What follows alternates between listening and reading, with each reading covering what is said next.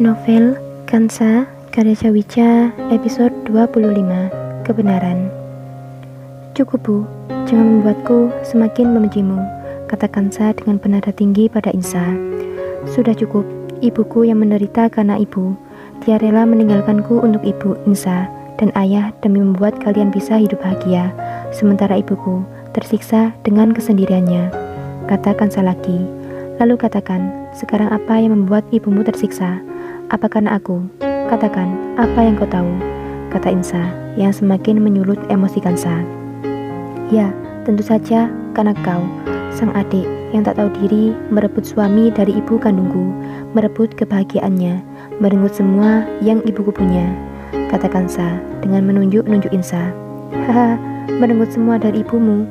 Lalu sekarang kau berusaha mengembalikan semua milik ibumu dengan menghancurkan kebahagiaan anakku yang bahkan tak tahu apapun tentang semua yang telah terjadi dulu, termasuk kau yang hanya bisa memikirkan dirimu sendiri, jawab Insa tersenyum dengan wajah sinis. Dengan bodohnya kau melakukan ini semua demi membalaskan penderitaan ibumu itu. Tidakkah kau berpikir siapa yang telah merawatmu selama ini, Kansa, memberikan kasih sayang tulus kepadamu? Ibunya lagi. Ya, itulah aku. Aku ingin memberikan pelajaran untuk ibu, membuat ibu menderita dengan kehidupan Hafsa sekarang, seperti yang telah ibu berikan dulu pada ibu Salma. Kau mempercayai kata-kata dalam buku diary ibumu itu, yang menjadi dasar atas segala yang kau lakukan ini. Bertanya kisah pada orang yang salah. Kau pikir aku tak mengetahui semua? Kau telah diam-diam mencari tahu kebenaran tentang ibumu di rumah sakit, bukan? Pada petugas lab bernama Alsa itu. Kau mempercayai begitu saja orang asing yang bahkan belum pernah kau temui sebelumnya, tanpa mencari tahu sendiri kebenaran yang sebenarnya. Aku percaya padanya karena dia mengetahui semua kebenarannya, dan dia sudah jujur padaku tentang semua, jujur untuk semua yang telah ibu sembunyikan rapat-rapat bersama ayah. Apa kau mau mendengar cerita yang sebenarnya tentang ibumu? Kata Insa, menatap Kansa lekat dengan senyuman sinisnya. Kansa tak menjawab. Dia hanya menatap Insa balik dengan sombongnya, merasa semua yang dia katakan adalah benar.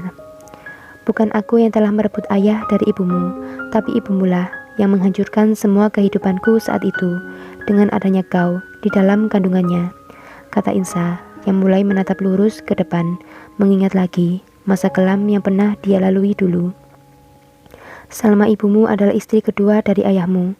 Dia menikah dengan ayahmu karena kakek yang waktu itu dalam keadaan kritis. Bahkan dia meninggal beberapa minggu setelahnya. Pernikahan yang dia rencanakan hanya akan berjalan kurang lebih 5 bulan dengan berbagai perjanjian tanpa menyentuh siapapun, dan hanya ada nafkah lahir dari ayahmu. Tiba-tiba semua kacau karena hadirnya kau dalam kandungannya, dan itu sempat membuatku terpukul hebat dengan kabar itu. Bayangkan saja, seorang kakak yang sangat penyayang tiba-tiba saja menusukku dari belakang.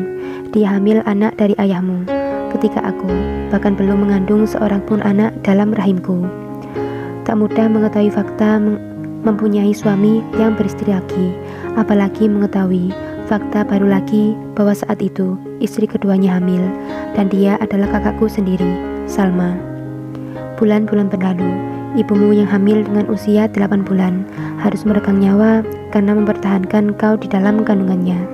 Ibumu sudah meninggal sebelum kau dilahirkan. Ibumu menjalani operasi dalam keadaan yang sudah tidak bernyawa. Ibumu memiliki tumor di kepalanya, dan dia mempunyai misi memberikanku dan ayahmu seorang anak untuk kehidupan kami. Dia ingin aku mengasuhmu, karena aku yang kala itu divonis mandul tak bisa memiliki seorang anak pun. Dia rela mengabaikan penyakitnya dengan mengandung kau, Kansa, dan pada akhirnya dia harus mengalah untuk memberikan kehidupan baru untukmu, kata Insa panjang lebar, masih menatap lurus ke depan dengan berderai air mata. Dia mengingat lagi rasa sakit yang pernah dia rasakan dulu. Tidak usah mengarang cerita padaku, Ibu. Aku bahkan lebih percaya pada Bibi Alsa daripada Ibu.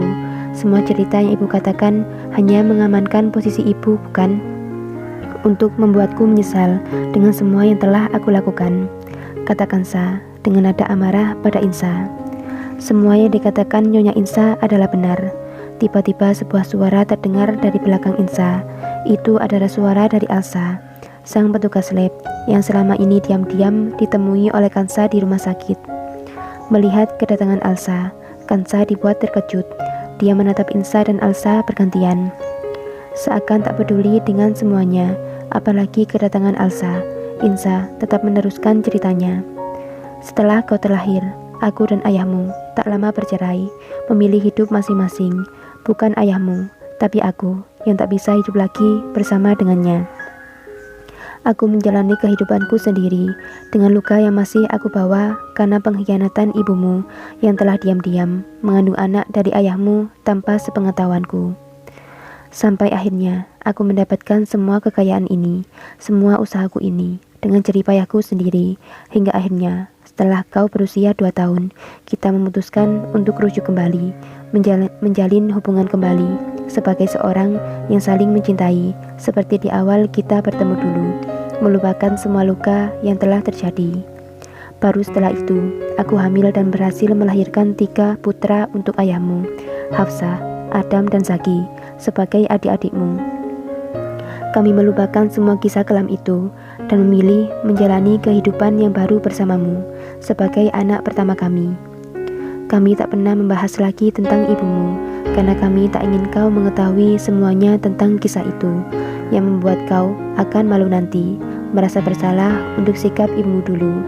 Kami pikir kami sudah memberikan yang terbaik untukmu, tak pernah membeda-bedakan kasih sayang dengan semua anak kandung kami, kata Insa panjang lebar tanpa jeda.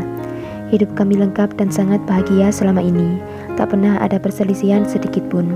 Hingga apa yang kau lakukan sekarang, kekacauan yang telah kau buat membuka luka lama di hatiku dan ayahmu, membuat kami mengulang lagi apa yang telah terjadi dulu.